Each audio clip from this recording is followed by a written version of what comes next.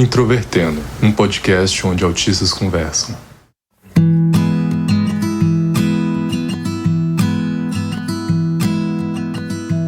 Um olá para você que ouve o podcast Introvertendo, que é o principal podcast sobre autismo do Brasil e que é formado por autistas diagnosticados na vida adulta.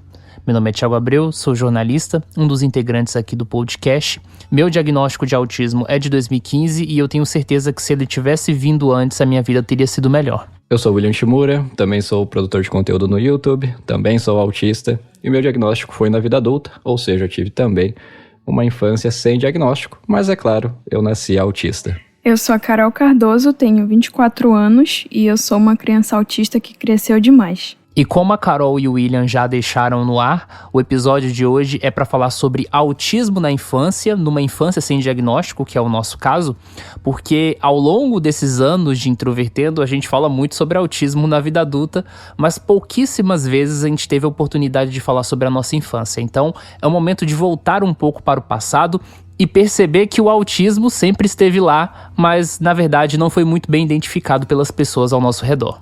E se você está conhecendo o Introvertendo agora, seja bem-vindo, seja bem-vinda. Nós temos um site que é o introvertendo.com.br. Também temos as nossas redes sociais. Você pode encontrar a gente no Facebook, Twitter e Instagram por @introvertendo.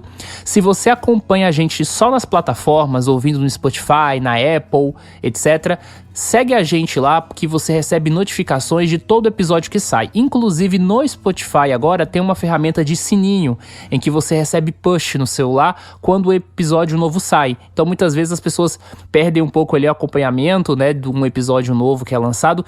Então, aperta lá no sininho para acompanhar todos os episódios novos que saem aqui no Introvertendo. E se você quiser avaliar o nosso podcast, ouve a gente lá na Apple, dá umas 5 estrelas, faz o seu comentário, que isso ajuda que outras pessoas conheçam o Introvertendo. Vale lembrar que o Introvertendo é um podcast feito por autistas, cuja produção é da Superplayer & Company.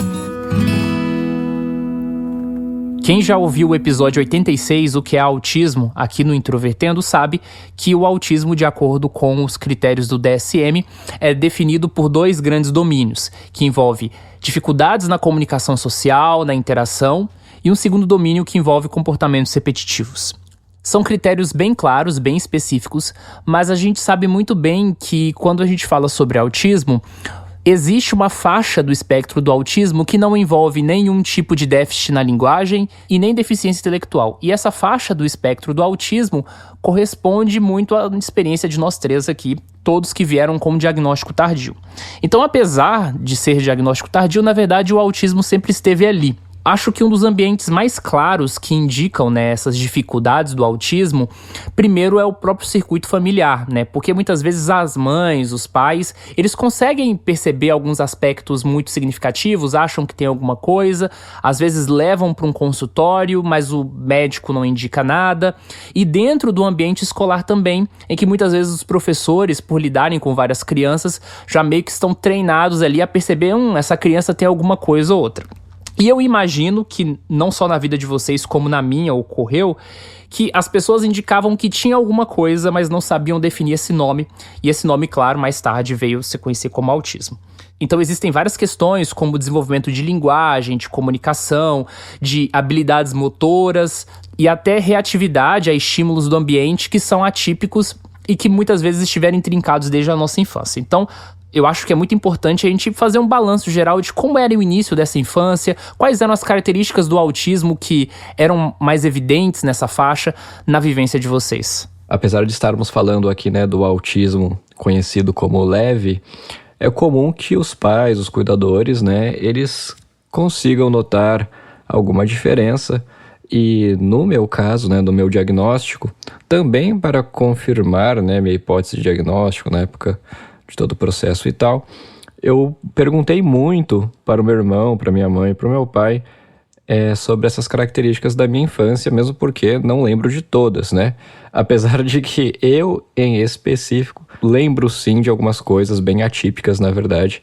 Uma impressão dos meus pais em relação ao meu irmão, né, que eu tenho um irmão mais velho, e a impressão era sempre que eu era de algum jeito uma criança mais esperta, mais inteligente. E isso era geralmente interpretado como algo positivo, na verdade, né?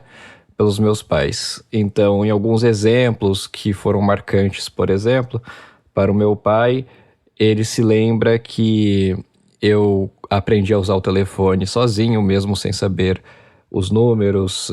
Eu também tinha muitos maneirismos, né, no caso, que o meu pai se lembra que eu empilhava revistinhas em quadrinhos pela casa e que eu tinha uma ordem, um jeito específico de empilhar elas, né? E o meu pai sempre ficava se questionando qual que era a razão daquilo. Sobre o meu processo de alfabetização, meu pai também me narra, né, uma peculiaridade que eu tive ali em um certo dia, que eu fiquei tentando tantas vezes, e isso eu realmente me lembro, não lembro todo o processo, mas eu tenho essas memórias, de ficar apertando botões em determinadas sequências no controle de videogame, até tal ponto de conseguir decodificar ali quais eram os símbolos da revista, né, e quais eram os seus matches correspondentes ali aos botões do controle a serem apertados. Isso tudo falando aqui numa idade de 4 anos de idade, ou enfim, é uma idade que eu ainda estava na pré-escola, ou até antes mesmo da pré-escola, na verdade, que todas essas questões assim aconteceram, que dava essa impressão, né, para os meus pais de que eu era uma criança diferente nesse sentido, mas no aspecto positivo. E também tinha outras questões de rituais, né, de birras, vamos dizer assim, de explosões que preocupavam já mais, principalmente o meu irmão, né, porque eu era muito insistente, muito repetitivo nas atividades que eu gostava de fazer. Então tinha um amigo do meu irmão em específico que eu enchia muito o saco dele. Eu adorava ele, adorava fazer todas as atividades com ele, assim, era um hiperfoco mesmo, em sempre estar ali compartilhando N atividades com ele e tal. E eu era muito insistente, e isso criava diversos conflitos, né? Conflitos a tal nível assim, que era de um apego, um nível de apego que era certamente atípico. Ao mesmo tempo que o meu apego com a minha mãe, o meu vínculo com a minha mãe também não era típico, né?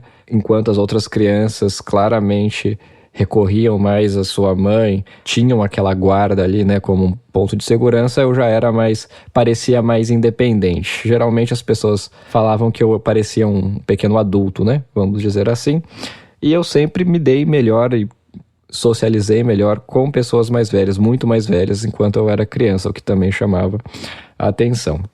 Além disso, diversas outras questões sensoriais, de cheiros, texturas, roupas, né, calças jeans, por exemplo, calçados, amarrar cadarço.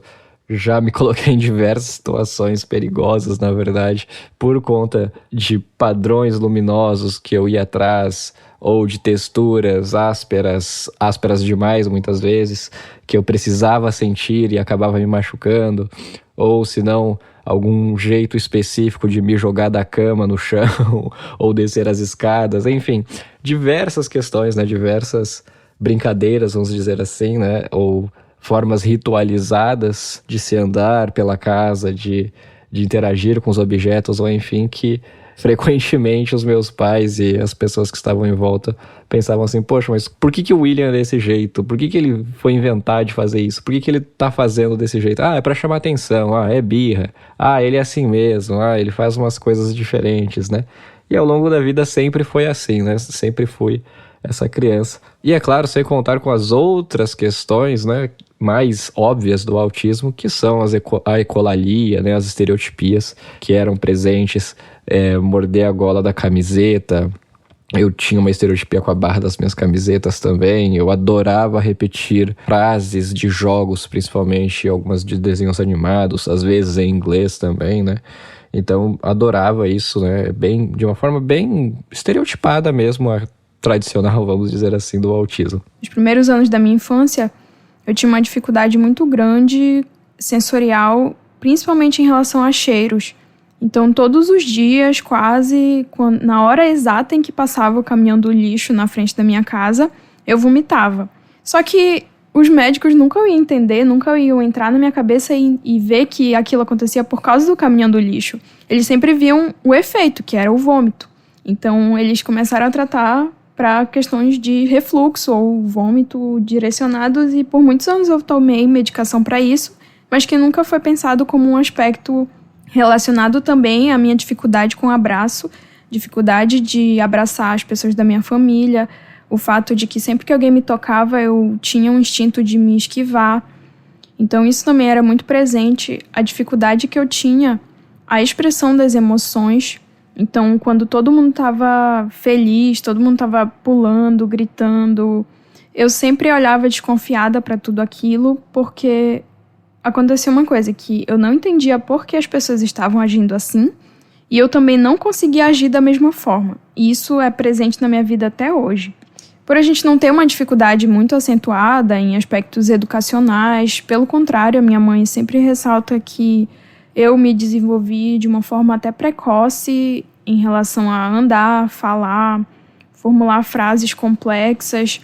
E é muito importante ressaltar que da parte da minha família não houve nenhuma negligência. A minha mãe, por perceber que existiam alguns comportamentos, no mínimo atípicos, sempre relatava eles aos médicos que me acompanhavam, pediatra, mas que sempre foram feitos de uma forma isolada. É muito interessante essas observações de vocês, porque é claro que eu tenho um histórico de vida bem diferente, mas tem alguns pontos pelos quais eu me identifico. Fazendo um breve histórico da minha vida, minha mãe me teve cedo. Então ela, digamos, não tinha também muito repertório para poder identificar certas atipicidades. Mas ela percebeu que eu reagia de uma forma meio estranha a certos estímulos. Então, se eu tivesse de costas, por exemplo, e ela fizesse algum estímulo sonoro, eu não reagia e ela achou até que eu era surdo. Depois ela fez alguns exames, né, junto com o médico e viu que eu não era surdo. E aí eu desenvolvi fala indo para a escola, né, eu já contei isso aqui no podcast, e eu acabei me desenvolvendo academicamente muito bem, assim, comecei a ler sozinho, li as minhas histórias sozinho, tinha uma habilidade com leitura muito significativa. De certa forma, eu era uma criança meio estranha, assim, em situações sociais, me comportava de uma forma diferente com os adultos. Eu era lido como uma criança bastante inteligente, tinha um bom desempenho acadêmico, mas ainda criança eu me envolvia em muitas gafes sociais. Então, assim como o William disse de pegar, né, frases de filmes, etc., e inserir em contextos totalmente diferentes, eu tinha um pouco disso com Chaves, por exemplo, e isso me envolvia em algumas reclamações na escola. Eu tinha uma dificuldade muito significativa com mudanças de rotina. E eu me lembro também que dentro do ambiente doméstico, por eu ser lido como uma criança muito inteligente academicamente, a minha mãe, por exemplo, o meu pai, nunca entenderam muito claramente de eu ser tão ruim em outras coisas que exigiam uma inteligência social, poderia dizer assim. E eu fui crescendo meio que com essa noção. Poxa, ele é tão inteligente nas questões acadêmicas, mas ao mesmo tempo ele é um tapado em outras questões. Mas, diferentemente de vocês, eu não tenho tantas histórias do meu início de vida e tenho mais histórias do período da escola, porque é aí que os déficits se tornaram mais evidentes. Eu tive muitas dificuldades no período escolar, principalmente nessa primeira fase do ensino fundamental, em que eu mudei de uma escola para outra e basicamente toda semana minha mãe era chamada porque reclamavam do meu comportamento, porque eu tirava excelentes notas, mas tinha um péssimo relacionamento com os meus colegas. Qualquer tipo de mudança dentro da sala de aula me incomodava, seja uma mudança de carteira, seja uma mudança de turma, seja uma mudança de horários nas aulas, de conteúdo programático. Novos colegas era uma coisa que me gerava, assim, uma dificuldade de adaptação absurda.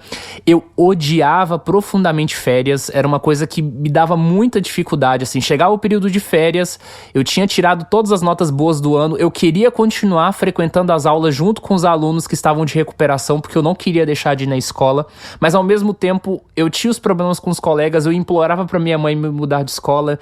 Então era uma coisa muito confusa, e mais confuso ainda, porque além dessa questão das boas notas, os coordenadores conversavam comigo diretamente e falavam assim: você não quer interagir com as outras crianças, você não vai ser sozinho a vida toda. E aí eu ficava naquela sensação de, eu quero me dar bem com os meus colegas, mas eu não sei como.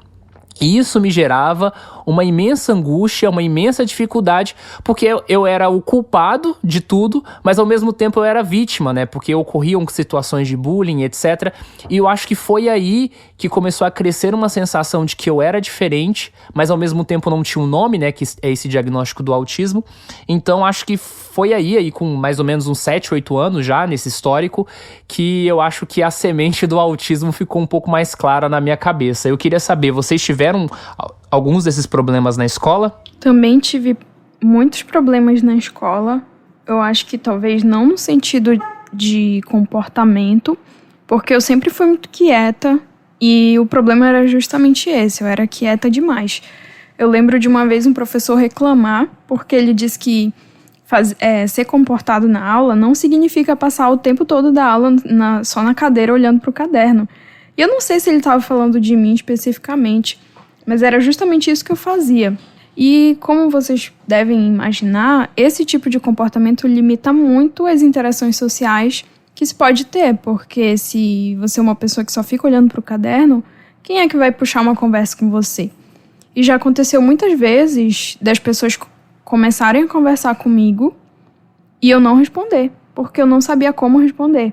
Então alguém vinha comentar um livro que eu estava lendo e a pessoa dizia, olha, aí dizia o nome do livro. Eu não entendia que aquela pessoa estava querendo começar uma conversa. Para mim, ela estava só lendo o nome do livro e ela ficava lá parada e eu ficava... Na minha cabeça, né? Eu não falava nada, mas na minha cabeça eu ficava, mas você já leu o nome do livro? Por que tu ainda tá parado aqui na minha frente, sabe? E geralmente na infância existe uma coisa que se a gente tá indo bem na escola, tá tudo bem. Então não tem um problema muito sério em relação a isso. Só que a gente tem que pensar que a escola não é só pra gente desenvolver a nossa parte acadêmica. Então, principalmente quando a gente é autista não diagnosticado, isso implica que nós não temos acompanhamentos paralelos à vida escolar. O que o Thiago falou sobre os primeiros anos da escola, eu lembro de uma situação muito específica, mas que ilustra muito a minha dificuldade de comunicação, de transmitir informações importantes, simplesmente por me faltar a habilidade de falar aquilo. Que uma vez uma professora passou uma atividade continuada durante o semestre inteiro e que a gente precisava escrever palavras com as letras do alfabeto cada dia. Então, todo dia era uma letra do alfabeto, a gente tinha que treinar a escrita, então a gente tinha que colocar os bilhetinhos com as palavras escritas dentro de um papel. E ela deu a instrução de que a gente devia fazer escrito. Então, quando eu chegava na minha casa e eu ia fazer escrito, a minha mãe dizia, não, você tem que recortar a palavra e colocar de uma revista, de um livro, e colocar dentro da bolsinha. E eu sabia que a professora tinha dito que era para escrever, mas eu não conseguia explicar para minha mãe que tinha que escrever, e eu nem conseguia explicar para a professora que a minha mãe que estava entendendo que tinha que recortar. Então, eu lembro que de todas as letras do alfabeto, eu só consegui escrever 3 palavras, com 3 letras, porque eu rapidinho na aula escrevi e coloquei escondido na bolsinha. E eu fiquei me sentindo tão mal, porque acontecia muito de eu ter as respostas na minha cabeça, ou de eu querer interagir, tudo na minha cabeça, e simplesmente não conseguir falar isso. E assim como o Thiago, também confundiram a minha falta de responsividade com surdez. Eu até fiz alguns testes para saber e não deu nada, e que isso foi muito estranho, porque eu também, além de eu parecer que não estou escutando o que as pessoas estão falando, que ao contrário, eu escuto demais, eu também falo muito baixo. As pessoas sempre reclamam que eu falo muito baixo. Então parece que eu falo baixo porque eu não escuto bem, mas é ao contrário, eu escuto bem demais e as pessoas não entendem o que eu falo. Então, unindo todas essas características que me acompanham desde a infância, fica muito claro porque que na adolescência eu tinha tanta dificuldade para me ajustar, tanta dificuldade para fazer amigos, e tendia ao isolamento nos primeiros anos da adolescência, que perduraram até quase a metade do ensino médio. No meu caso, a minha mãe relata que quando eu atingi, a idade para entrar na pré-escola, eu tive muitas dificuldades de adaptação, Aquele período ali de mais ou menos até 2 semanas, que os pais continuam acompanhando os seus filhos ali, em aula, para justamente fazer essa desvinculação, de uma forma mais suave. Então ela notou que eu certamente tinha uma dificuldade maior do que as outras crianças, e ela chegou a desistir algumas vezes. Ela pensou assim, não, o William ele precisa de um tempo a mais, não tá pronto ainda e tal. Mas na época ela foi convencida pela diretora ali da escola que ela precisava tentar, que ela precisava me deixar ali mesmo, por mais que eu sofresse, que eventualmente eu me acostumaria. E sim, de fato eu me acostumei. Claro, questões éticas sobre isso a serem revisadas, Mas, de fato, sim, eu consegui minimamente me adaptar ali, apesar de ter claramente essa dificuldade maior do que as outras crianças.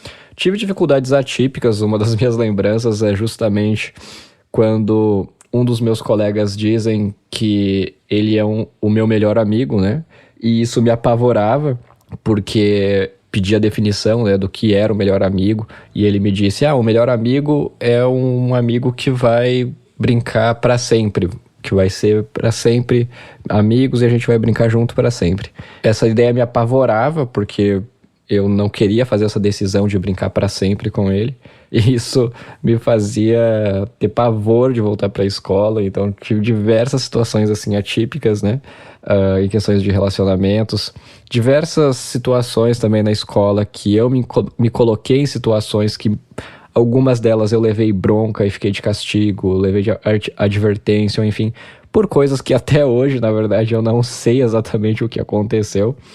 E outras situações, por exemplo, né, de usar objetos, lápis, por exemplo, brinquedos de outros colegas ali, sem saber que eu não poderia fazer isso. Então eu tinha essa prática de simplesmente ir lá, chegava na mesa, na carteira do outro colega, pegava um objeto e simplesmente usava ele, deixava ele lá pela minha carteira mesmo, pela minha mesa de trabalho próximo de mim, porque eu não entendia ainda muito bem esses conceitos de posse, principalmente quando eu estava focado em alguma coisa, terminar algum projeto, algum desenho, enfim.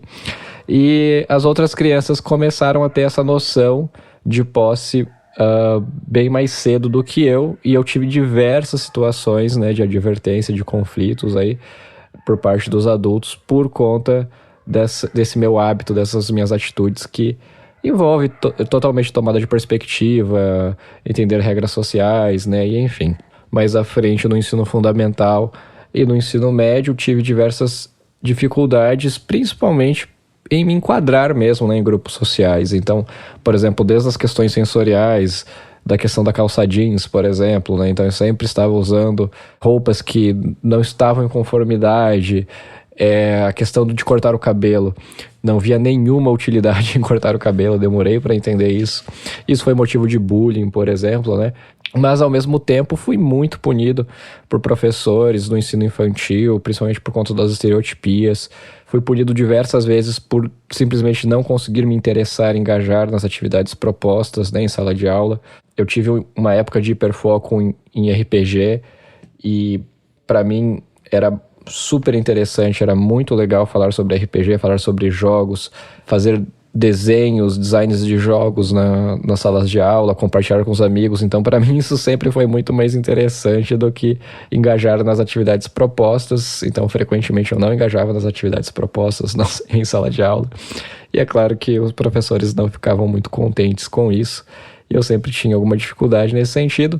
Mas, por outro lado, posso dizer que consegui encontrar formas bem sofisticadas até de sempre matar a aula quando possível, de sempre conseguir um mínimo de nota com o mínimo de esforço e coisas do tipo, porque eu sempre estava pensando nisso, né, no quanto posso me esforçar do mínimo para conseguir atingir o mínimo de critério e me livrar, né, era tudo nessa função, né, tudo com esse objetivo de me livrar de bronca, de cumprir o mínimo dos requisitos, ficar em paz e evitar ao máximo os conflitos sociais complicados para ter a certeza de que não me envolveria em nenhuma situação complicada. Então, eu tenho várias histórias sobre o ambiente da escola também, principalmente relacionadas à hora do recreio. Eu acho que vale a pena um episódio futuro do Introvertendo só para poder falar sobre a hora do recreio, mas a minha forma de brincar era muito diferente das outras crianças. Então, às vezes, um dos meus maiores lazeres, na verdade, na escola era porque eu era colecionador de cartões telefônicos,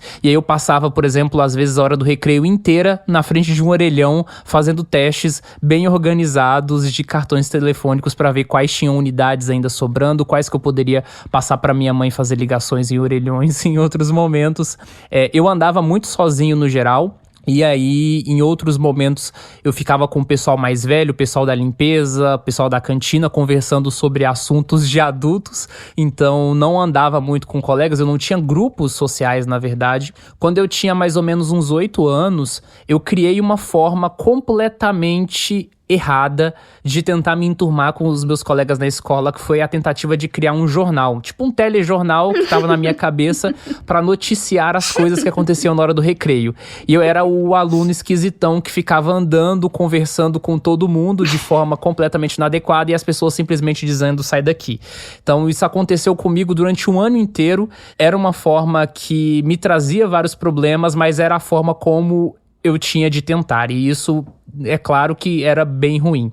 Eu também tenho uma história muito constrangedora, na verdade, que eu nunca dividi isso publicamente, mas eu lembrei no momento que o William estava falando, que quando eu tinha 7 anos, eu ainda morava em Minas, no meu ensino fundamental, eu comecei a roubar objetos de colegas meus de sala de aula, e não era, digamos assim, pelo prazer de roubar ou alguma coisa assim, mas o rótulo dos objetos era uma coisa que eu achava muito bonita, então eu achava bonito, eu pegava. E eu não tinha a mentalidade que eu tava roubando um objeto. Até um momento que a minha mãe descobriu e conversando com os professores me fez passar um constrangimento enorme na sala de aula. Eu tinha 7 anos. E foi naquele momento que eu fui exposto, né? Que eu fui punido, assim, em certa medida, que eu entendi o que eu tava fazendo era errado. Então, eu me envolvi em muitas situações. E tirando isso também, a minha forma de brincar de uma forma geral, fora do ambiente da escola, também já era um pouco diferente. Eu gostava muito de áudio, eu gostava muito de música, então às vezes eu passava horas mexendo com fitas cassete, mexendo em encartes de discos, né, coisas bem específicas. Eu lembro de uma vez que chegou uma visita lá em casa, que tinha uma menina que tinha mais ou menos a minha idade, e ela tava lá pra passar o dia, e eu lembro que os meus pais tinham expectativa de que eu passasse o dia brincando com a menina, né, que eu fizesse um certo contexto social ali pra ela. E aí ela apareceu, o pessoal queria que eu desse o olá, eu dei um olá, falei olá, e saí de casa, fui fazer outra coisa, e deixei a menina lá. E aí no fim do dia, né, quando eu tava em casa de novo, os meus pais brigaram muito comigo, né, e eu lembro que naquela noite, assim, eu fiquei muito mal, eu chorei, porque eu fiquei pensando, tá, mas eu não imaginava que eu precisava dar uma atenção social para aquela pessoa específica. Então, esse tipo de coisa acontecia muito, assim, na minha infância, não só fora da escola, mas também dentro do ambiente da escola. E sempre me passava a fama de alguém que era desinteressado, né, nas relações sociais. Isso de levarem pessoas em casa, dizendo que é pra gente brincar, acontecia muito comigo, só que eu não saía de casa, eu só simplesmente me escondia. E quando não tinha jeito, às vezes eu achava que eu tava brincando. Inclusive, uma vez já apanhei porque eu tava brincando com a menina do meu jeito, que era simplesmente estar no mesmo cômodo que ela, empilhando os brinquedos dela. E ela queria que eu brincasse com ela, e ela chegou e bateu um carrinho na minha cabeça, e eu não fiz nada, eu simplesmente me levantei, saí e fui pra perto da minha mãe, nem chorei, nem fiz nada. Então, eu super entendo esse jeito de brincar nosso, que é um pouco diferente. No caso do Thiago, ele não quis interagir. No meu caso, eu até quis, mas interagi de uma forma incompatível com as expectativas tanto da criança quanto da mãe dela. No meu caso, o desfecho, na verdade, de todas essas dificuldades é que minha mãe identificava, só que ela não sabia o que fazer. E até um parente do meu pai chegou pra minha mãe e falou assim, ele tira boas notas, não se incomoda, é só o jeito dele, tá tudo tranquilo. E aí minha mãe tirou de mão, e isso foi um grande problema, porque eu tive depois alguns outros problemas na escola, que ela não ficou ciente do que estava acontecendo e eu acabei por sofrer sozinho. Mas tinha um outro aspecto que ficava muito evidente na minha infância, que era a ansiedade, né? Eu tinha alguns problemas com ansiedade, roía muito as unhas, e aí minha mãe decidiu procurar uma psicóloga para resolver esses problemas de eu roer as unhas. E aí foi o único momento que eu tive um atendimento, né, nessa infância, de profissional, que era uma psicóloga que fazia terapia em grupo, e era uma experiência horrível, extremamente aversiva para mim, até o momento que eu falei para minha mãe que era um saco, e aí ela me tirou. E esse foi o único tipo de atendimento que eu tive durante a infância. Vocês tiveram algum acompanhamento de psicólogo, fono ou qualquer outro tipo de profissional, assim, pediatra? Bom, as primeiras suspeitas, assim como no caso de vocês, também foi a questão da audição, na verdade, né? Principalmente porque a minha mãe notava a reciprocidade, né? Atípica, baixa, né? Em comparação ao que ela esperava. Ela pensou que possivelmente tinha alguma questão de audição ali afetada. E aí eu fui fazer exames, né? Consultas nesse sentido mais de fono, a primeiro momento. Conforme eu fui indo para a escola, eu fui tendo diversas crises mesmo, assim, de abaixar a pressão, de quase desmaio, de passar mal, né? Um dos meus sintomas era as dores abdominais, nesses contextos, né? E aí, então, fui para um gastro e foi diagnosticado gastrite nervosa. E aí, né, tinha toda essa questão assim, porque ele tem problema no estômago, e aí às vezes ataca, e aí por isso que ele precisa ir embora, né, da escola e tal, e etc. Mas os antecedentes, né, dessas crises, dessas dores abdominais, era sempre muito bem explicado pela quebra de rotina, que está bem associado com autismo e tal, e etc. Só que não tinha ninguém, né, para identificar isso, e eu também não me sentia seguro o suficiente, né, para entender que aquelas minhas razões ali do porquê eu estava ansioso, do porquê eu estava me sentindo mal, eram motivos válidos. Então eu guardava só para mim, tentava segurar ao máximo, até o ponto, né, que a dor ficava insuportável, ou que até a minha pressão caía, e eu realmente precisava voltar para casa, né, de um estado um pouco mais debilitado. Então tive acompanhamento nesse sentido assim, mais gastro mesmo, né. Sempre se pensou nisso, né, que porque o William é muito nervoso, o William é muito estressado, o William é muito ansioso. Ao final do ensino médio, eu tive sim uma ou duas indicações pontuais ali de que possivelmente eu precisava ir para o psicólogo, mas por outras questões, nada que tinham relação com o autismo, mas sempre nessa questão de ansiedade, essa questão de que as pessoas superficialmente chutavam, né, que isso poderia estar associado, mas eu tinha pavor, na verdade, de ir para o psicólogo, porque me apavorava a ideia, na verdade, de sair da minha casa, quebrar a minha rotina e ter que estar em um ambiente que eu vou estar preso nele por 1 hora ou sei lá quanto tempo, né, de sessão, ali frente a frente com alguém me fazendo perguntas e eu tendo que responder. Essa ideia era sufocante para mim na minha adolescência, então nunca aceitei isso e por conta disso também não tive esse acompanhamento. Infelizmente não tive nenhuma consulta nesse viés assim de psicoavaliação, né, ou neuro, realmente não tive, né, sempre foi mais nesse lado gastro mesmo, e só fui realmente, né, entender todo esse lado psico, vamos dizer assim, depois de adulto, quando eu mesmo fui atrás, né, de ajuda. Assim como no caso do William, eu também cheguei aí na fonoaudióloga para verificar essa questão da minha audição.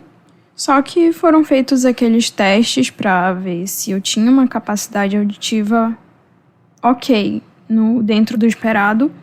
Então, quando foi constatado que a minha audição era perfeitamente normal, eu não continuei o acompanhamento direcionado a essas questões da minha comunicação.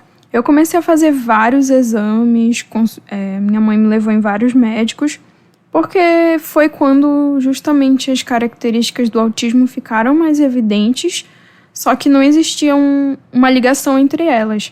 Por exemplo, foi quando eu comecei a ter desmaio na escola, comecei a ter essas quedas de pressão também, nem sempre eu desmaiava, mas algumas vezes eu chegava a desmaiar, e não existia muita coerência sobre os contextos em que isso acontecia.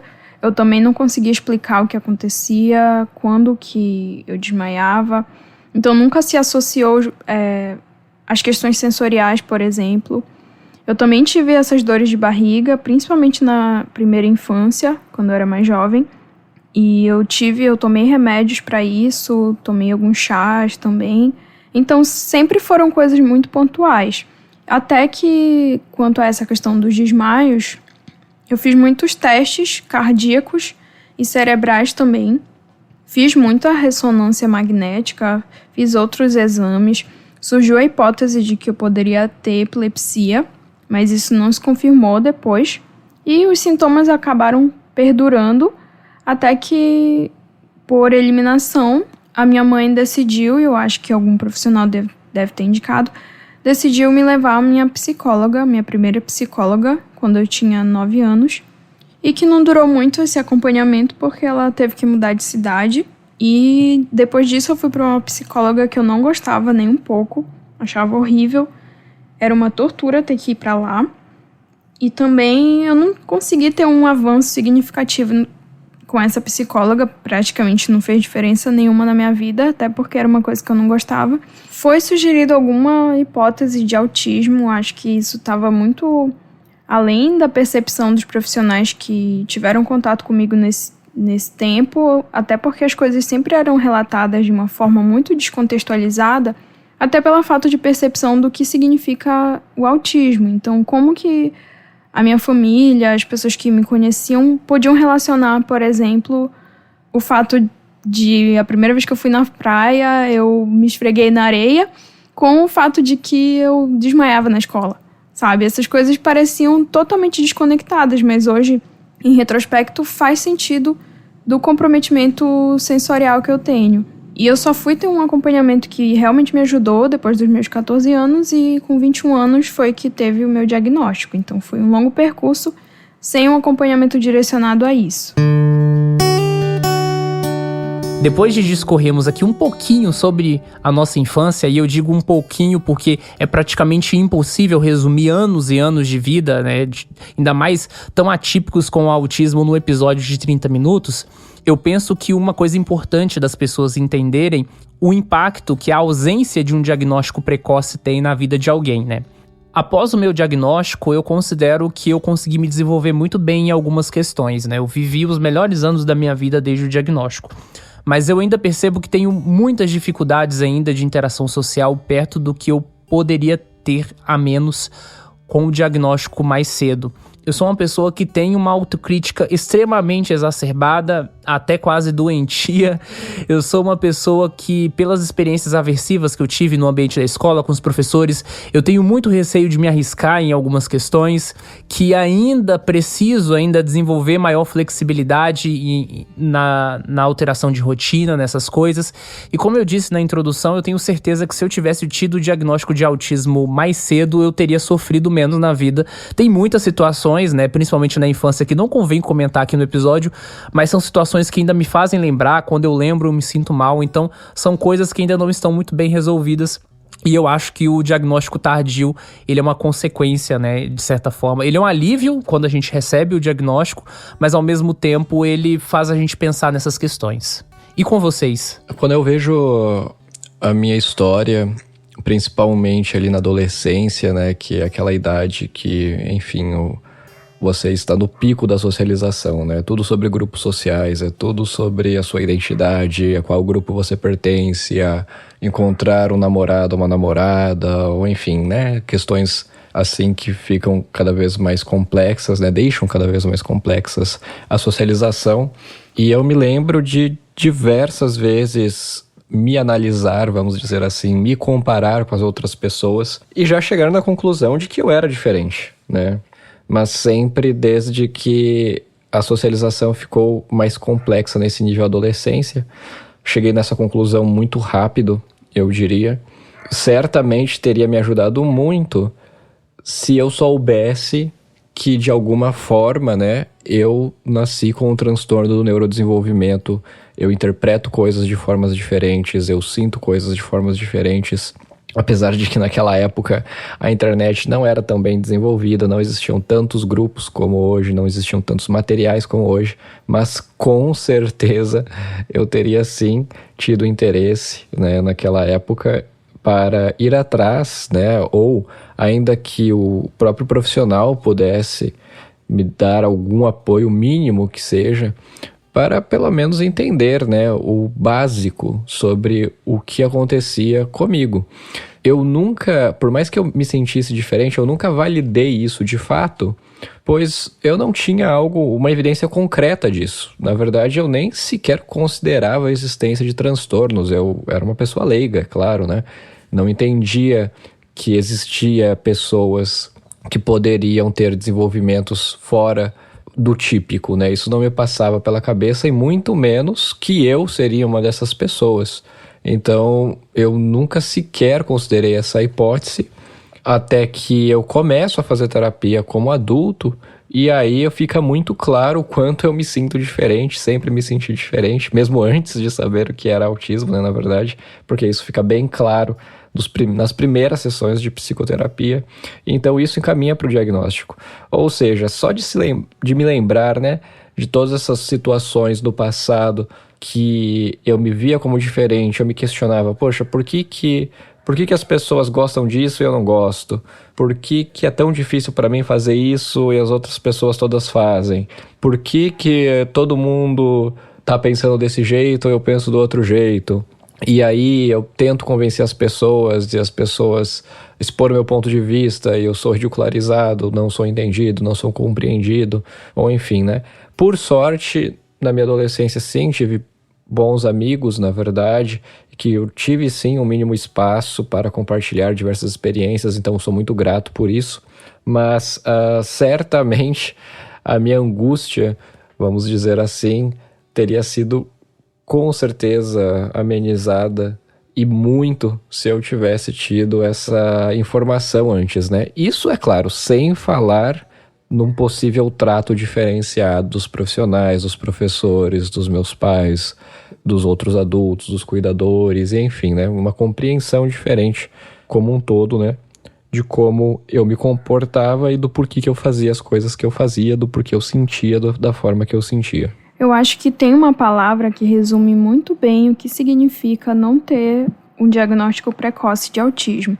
Para mim, essa palavra é repertório, porque quando a gente não tem a possibilidade de criar um repertório que nos permita se inserir na sociedade de uma forma não prejudicial, ou que crie um repertório para que a gente consiga se relacionar melhor com as pessoas, conseguir lidar com as nossas dificuldades, no lugar disso, a gente cria um repertório totalmente negativo, como o Thiago falou, e que vai acompanhar a gente na nossa vida inteira. Então, quando a gente chega na fase adulta, o nosso repertório de interação social é totalmente prejudicado pelas experiências fracassadas que a gente teve no passado. Isso, por si só, já é uma coisa muito relevante de se falar, porque quando a gente vê autistas que foram diagnosticados só na fase adulta e que conseguiram se desenvolver relativamente bem, como é o nosso caso, por exemplo, existem pessoas que até questionam, mas se tu conseguiu tudo isso mesmo sem diagnóstico, então talvez não fosse tão importante assim, ou que, então talvez as tuas dificuldades não fossem tão expressivas assim. Mas com esse episódio a gente tentou mostrar que a gente sempre foi autista, a gente sempre teve essas dificuldades, e que elas não apareceram só porque a gente foi diagnosticado com autismo, então a gente começa a achar pelo em ovo, usando uma expressão muito esquisita. Mas eu queria dizer que se a gente não tivesse passado por tantas situações estressantes, eu gostaria de perguntar para vocês, vocês acham que é justo, vocês acham que é certo que uma criança passe por tantas situações nesse nível que a gente chegou a passar, simplesmente porque ela vai saber lidar melhor com isso, ela vai conseguir se desenvolver e na fase adulta ela vai conseguir lidar com tudo isso, sabe? Eu acho que não é justo a gente esperar que a gente engula tudo isso, porque isso pode trazer muitas marcas, inclusive aumento da ansiedade, que é muito presente na equipe do Introvertendo e muitas pessoas autistas também que a gente conhece, depressão e possivelmente até suicídio.